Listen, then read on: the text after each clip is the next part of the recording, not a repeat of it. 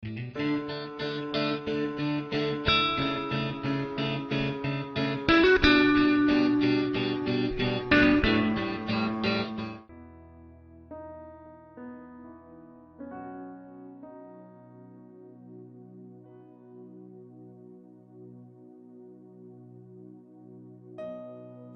de hoje: ministrando aos filhos.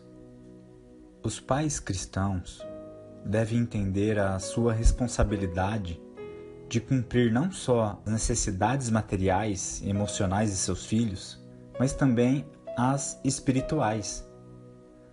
A palavra de Deus declara aqui em Salmo 127:3 que a herança do Senhor são os filhos, o fruto do ventre, seu galardão. Os filhos não nos pertencem, eles são propriedade de Deus. O Senhor apenas nos confiou o cuidado deles, e um dia teremos que responder perante Ele por isso. Daremos conta da forma como criamos nossos filhos, e isso deve trazer temor ao nosso coração, especialmente no que diz respeito à formação espiritual deles. Não podemos brincar com isso. Deus está chamando os pais a assumirem um compromisso maior com Ele, de ministrar a vida espiritual de seus filhos. É preciso ministrar no coração deles. Precisamos ministrar a palavra de Deus aos nossos filhos. Nosso ensino, ou a falta dele, tem o poder de afetar o resto da vida de nossos filhos. Foi Deus mesmo quem declarou isto. Em Provérbios 22:6 ele diz: ensina a criança no caminho em que deva andar. Ainda quando for velho, não se desviará dele. Não se trata apenas de dar uma boa educação, mas sim a verdadeira educação. Ensinar-lhes a andar nas veredas da justiça, nos caminhos bíblicos.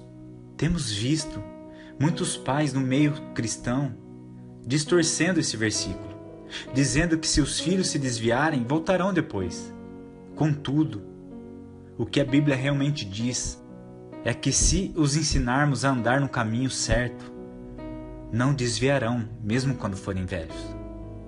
Educar os filhos no temor do Senhor é uma responsabilidade de todos os pais.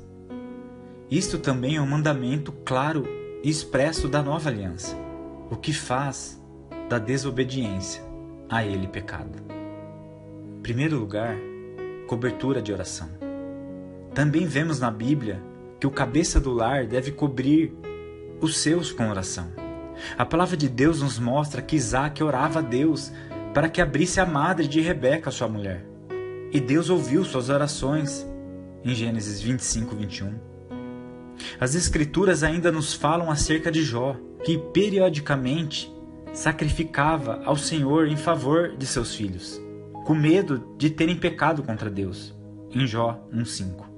Também encontramos o rei Davi abençoando a sua casa, em 2 Samuel 6:20. O homem e a mulher de Deus precisam ter um coração e uma vida de oração voltados para cobrir e proteger a sua família. Em 1 Samuel 30, lemos acerca de Davi e seus homens saindo para a batalha e deixando suas mulheres e crianças desprotegidas em Ziclague. Enquanto eles estavam fora, os amalequitas incendiaram a cidade e levaram suas mulheres e filhos em cativeiro. 3 dias depois, eles chegaram e se desesperaram pelo ocorrido. Finalmente, se fortaleceram no Senhor e foram atrás dos seus, conseguindo resgatá-los. Aprendemos aqui 2 lições. Primeiro, que precisamos proteger os nossos familiares, cobrindo-os em oração e não permanecendo distante deles. Segundo, que algumas vezes nos tornamos descuidados e o inimigo pode se aproveitar desse nosso descuido. Mas também aprendemos que Deus é fiel. E mesmo quando falhamos, sua misericórdia ainda pode nos ajudar a consertar aquilo que erramos. Segundo lugar, orando junto. Penso que além de cobrir a vida dos familiares com oração, o cabeça do lar deve proporcionar um ambiente de oração, onde os seus não só recebam oração em seu favor, mas também aprendam a orar uns pelos outros. Além disso, sempre que possível, a família também deve procurar orar junta. Exercer o governo espiritual do lar não é só declarar a palavra de Deus dentro de casa, mas primeiramente vivê-la. Porém, além de se dispor a ministrar aos filhos e também um ao outro, o casal cristão deve aprender a prática de também orar junto. Não quero dizer orar junto o tempo todo, pois a vida de oração e devoção a Deus ainda tem caráter individual. Mas isto também deve acontecer em suas vidas. Quando o casal ora junto, goza de princípios esperando em seu favor que orando sozinho não se experimentaria. Em Mateus 18, a 19 a 20 diz: Ainda vos digo mais, se 2 de vós na terra concordarem acerca de qualquer coisa que pedirem, isso lhe será feito por meu Pai, que estás nos céus. Pois onde se acharem 2 ou 3 reunidos em meu nome, aí estou eu, no meio deles. A oração junto, o casal aumenta seu poder de fogo contra o inimigo, pois no reino de Deus, quando 2 se unem, o efeito não é de soma, mas de multiplicação. Não deve haver vergonha ou críticas quanto à forma de cada um orar.